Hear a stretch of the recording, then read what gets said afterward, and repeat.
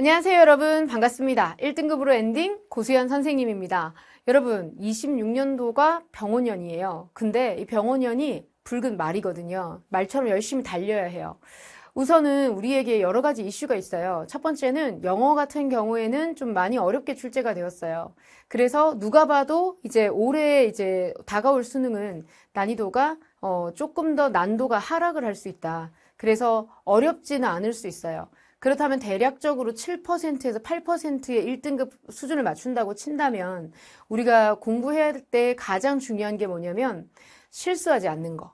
그 다음 이제 두 번째는 뭐냐면 이제 방학이 코앞에 왔죠. 그리고 여러분들이 정말 신나게 공부를 할 수 있는 시간이 다가왔어요. 근데 여러분들이 막상 새해부터 열심히 해야지라고 했는데 무엇을 어떻게 열심히 할 건지 혹시 계획을 세우셨는지 그게 아니라면 이걸 좀 잘 새겨서 들어보셨으면 좋겠어요. 자, 어떻게 하면 우리가 일단 등급을 잘 받을 수 있을까? 첫 번째는 메타인지가 되게 중요해요. 여러분들 플래너 가지고 공부하는 거는 맞아요. 하지만 플래너는 도구랍니다. 문제는 뭐냐면 내가 무엇을 알고 모르는지를 알고 있어야 돼요. 그게 메타인지예요. 국어 같은 경우도 그 다음에 영어 같은 경우도 수학도 탐구도 전부 다 여러분이 지금까지 알고 있었던 건 이제까지의 모의고사를 봤었을 때 약점이 다예요.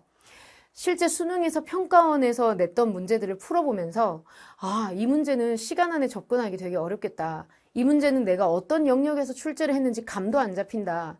이건 알 듯 말 듯 하네. 그 다음에 이거는 막상 쉬운 줄 알았는데 풀어보니까 되게 어렵다. 이런 것들이 있을 거예요. 수능을 실제로 봤던 선배님들을 한번 찾아가서 물어보세요. 또는 여러분들이 이미 N수 결심을 했다면 여러분이 수능장에서 느꼈던 감정을 한번 이렇게 떠올려 보세요. 아마 가지고 있는 실력의 반도 안 나왔을 가능성이 높아요. 왜냐하면 사람이 딱 어느 시점이 딱 돼서 실력 발휘를 할 때는 내가 원하는 컨디션일 가능성이 별로 없어요. 보통은 아무리 열심히 준비했다고 하더라도 평소에 내가 최대치를 뿜었다면 그것의 한 절반 정도밖에 안 나와요. 그래서 준비를 하실 때 가장 좋은 거는 나는 남들보다 3배 더한다 라는 생각을 하시는 게 좋을 거예요. 그 다음에 두 번째는 3배를 더한다면 어느 부분을 더해야 되느냐. 잘하는 거 빼고 다 3배를 더해야 돼요. 그러려면 뭐가 필요하냐면 나는 26년도 수능을 한번 여러분들이 보셨으면 좋겠어요. 26년도 수능을 보시고 모든 과목에서 채점을 해보세요. 자, 채점을 하고 난 뒤에 뭐 하시면 되냐? O, X, 세모 이렇게 표시를 해보세요. 각 과목마다. O는 확실하게 알기 때문에 안 봐도 되는 거예요. 그 다음에 X는 확실하게 모릅니다. 모르거나 아니면 오개념, 잘못된 생각을 하고 내가 문제를 접근했을 경우가 있겠죠. 그 다음에 세모는 안다고 착각하는 거예요. 이 제일 무섭거든요. 그래서 여기에서 여러분들이 어떤 개념을 모르는지 일단은 수능을 가지고 채점을 해보셔요. 선생님, 저는 그 파트를 아직 다 배우지 않았는데요. 그럼에도 불구하고 한번 해보세요. 그리고 나서 우리 사이트에 선생님들 해설 강의가 있거든요. 해설 강의를 들어보세요. 해설 강의는 우리 사이트뿐만 아니라 올려져 있는 모든 해설 강의를 다 들어보세요. 그러면 여러분이 이런 걸 발견할 수 있어요. 나는 이것만 생각했는데 저 쌤 강의는 여기까지 다 설명하네. 또는 스펙트럼이 좀 넓어진다. 이런 느낌이 있을 거예요. 그 쌤이 여러분한테 맞는 티처가 될 수 있어요. 그 티처를 찾으세요. 그리고 어떤 쌤은 개념에 대해서 되게 잘 설명해 주는 것 같다. 나한테 잘 맞아. 또 문풀할 때는 이런 게 좀 잘 맞는 것 같아. 또는 내용적인 측면이나 컨텐츠 측면에는 이런 게 좀 잘 맞는 것 같아. 이런 걸 여러분들이 볼 수 있어요. 모든 선생님이 여러분이 약한 그 내용을 어떻게 설명하는지를 다 들어보세요. 그리고 나면 내가 이런 과목은 이렇게 그리고 이 부분은 이 쌤과 또는 이런 부분은 요 커리의 도움을 좀 받아야겠다라고 하는 게 대략적으로 여러분이 딱 나올 거예요. 그러면 이제 얘를 집중적으로 여러분들이 공부를 하는 거예요. 그러면 이제 공부 계획을 한번 세워볼까요? 어떻게 공부 계획을 세워볼까?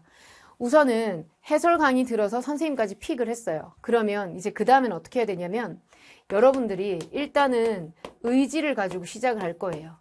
근데 아시잖아요. 의지는 되게 약해요. 사람이 언제 이 의지가 다 무너지냐면 본인이 예상하지 못한 상황이 하나라도 오게 되면 의지가 무너집니다. 공부에 대한 생각을 많이 하지 공부를 진짜로 하는데 쏟는 시간이 별로 안 많아요. 그래서 루틴을 갖다가 딱 정하는 게 중요해요. 제가 가르쳤던 친구 중에 이제 열심히 공부해가지고 서울대 의대를 간 친구가 있어요. 그 친구는 수업 시간에 공부했었던 내용들을 mp3로 녹음을 했었어요. 그 당시에. 그리고 나서 왔다 갔다 할 때 들으면서 새겨요. 그 다음에 공통되고 중복되고 중요한 내용들이 있다면 그거 뭐 학교 선생님 수업이든 아니면 제 강의든 겹치는 부분이 있으면 그 부분에 대해서 집중적으로 학습을 했었어요. 그런 것들 있죠. 짜투리 시간도 내 것으로 만들려고 하는 전략, 그게 필요해요. 그 다음에 이러한 루틴이 있으려면 일주일 동안 여러분들이 어디서 공부를 하고 어떤 스케줄로 움직이는지 스케줄을 쫙 나열해 보세요. 그러면 그 스케줄 사이사이에 이동 시간이든 아니면 쉬는 시간이든 아니면 생각보다 뭐 휴강이든 아니면 남는 시간이 있을 거예요. 그 남는 시간에는 내가 무엇을 하겠다라는 걸 3가지 정도를 적어두세요. 그러면 여러분들이 뭐 플래너를 들고 다니면서 내가 이 남는 시간에 1, 2, 3 중에 하나를 해야 되는데 상황에 맞는 걸로 선택하셔서 하시면 돼요. 그러면 짜투리 시간도 잡을 수 있어요. 이거를 3일 동안 집중적으로 한번 실행을 하면 4일째 되는 날은 어떤 마음가짐이 드냐면 이 루틴을 깨고 싶지 않다. 지키고 싶다라는 생각이 많이 들 거예요. 그 다음에 연휴 기간도 마찬가지예요. 똑같이 활용을 하는 거예요.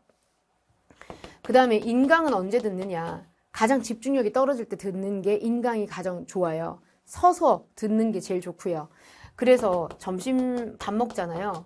그러면 점심 먹고 난 이후 딱 1강 들으세요. 그 다음에 저녁 먹고 난 이후에 딱 1강 들으세요.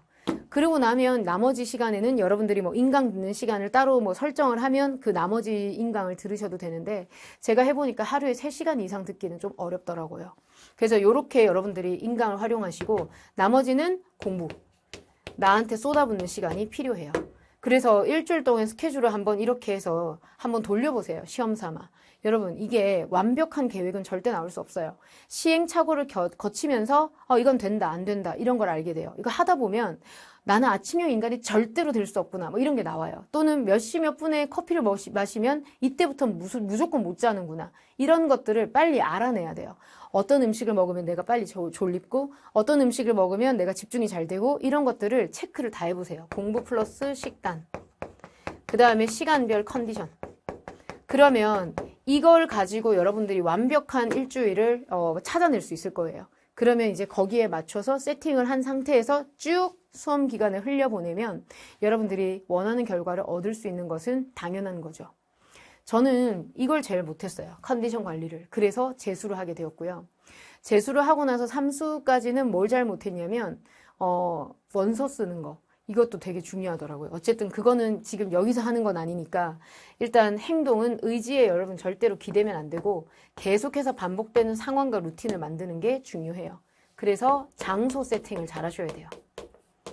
이게 사람이 환경의 동물이다 보니까 어느 환경에 속하느냐에 따라 다르더라고요. 나는 조용한 환경이 좋아요. 그런 장소 찾으세요. 나는 낯선 환경에서 말하는 사람이 없어야 돼요. 그런 장소 찾으세요. 또는 나는 집에서 공부해요. 스카를 일주일 동안 바꾸세요. 친구들이 없는 스카 위주로 찾으러 다니세요.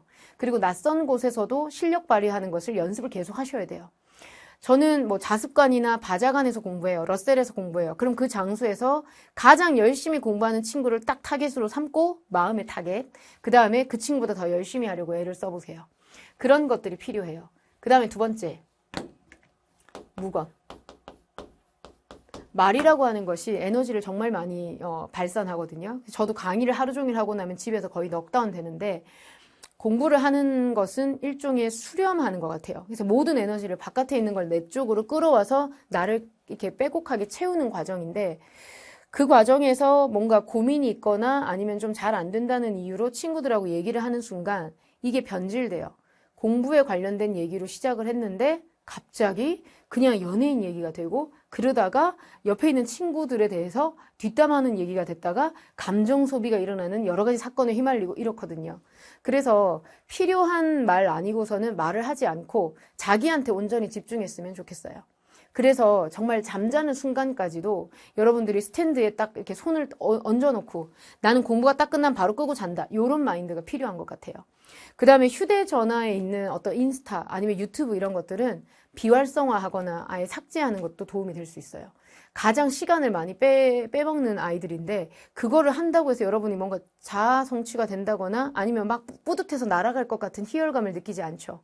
보통 그거는 여러분이 세상에 좀 밝게 나왔을 때, 그래서 내 어떤 그 보상을 받았을 때, 내가 가장 빛날 때, 그때 하시는 게 맞아요.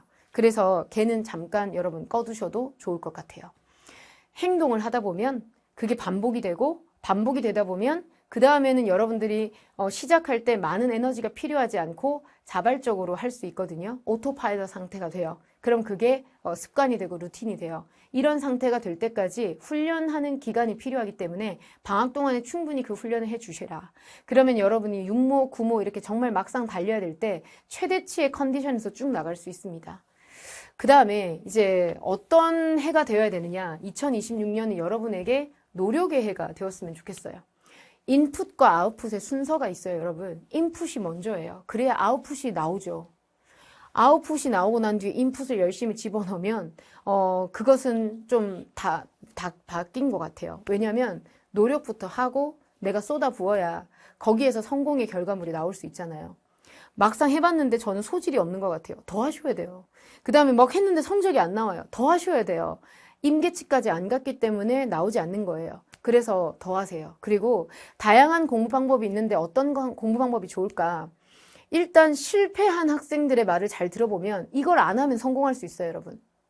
미루는 거. 그 다음에 두 번째, 뭔가 순서가 있잖아요.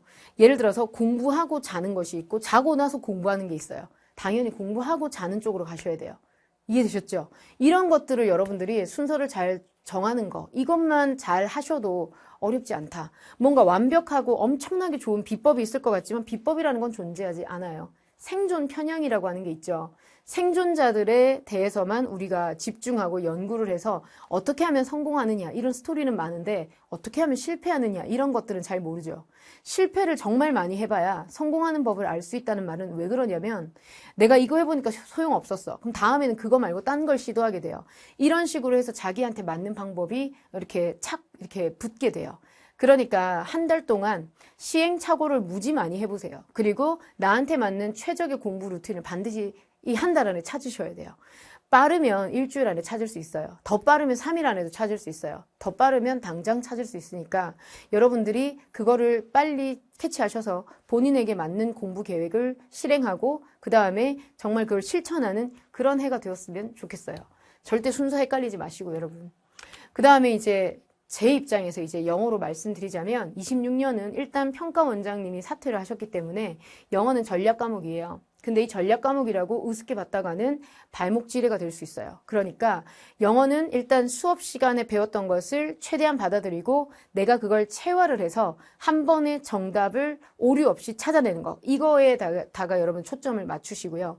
두 번째는 매일매일 그럼에도 불구하고 영어는 3문제 이상은 풀어주셔야 돼요. 그 다음에 기출 분석도 해주셔야 돼요. 기출 분석은 뭐냐면 답이 나오는 과정을 여러분들이 촘촘하게 한번 적어보세요. 그리고 답이 나오는 과정을 어떻게 하면 압축할 수 있을까도 연구해 보세요. 그런 것들을 하면서 사실상 엄청나게 실력이 올라가거든요. 그 다음에 이제 냉정하게 본인의 net hour, 순 공부 시간을 한번 설계해서 한번 재보세요.